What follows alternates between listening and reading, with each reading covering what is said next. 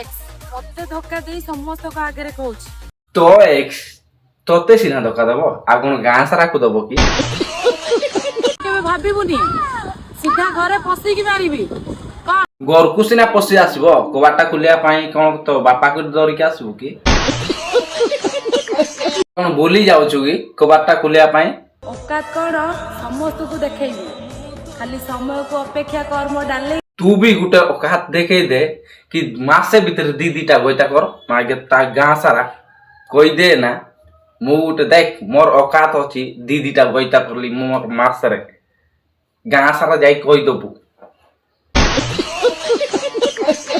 ତ ସେ ଆଉ କାହାର ଥିଲା ଭଲ ମୁଁ ପାଇ ଯାଇଥିଲି ଭାଗ୍ୟ ତ ଥିଲା ସେ ପୁଅ ପାଖରେ ଆଉ କିଏ ପଶିବାର ଥିଲା ଲେକିନ ଭୁଲରେ ପଶିଗଲ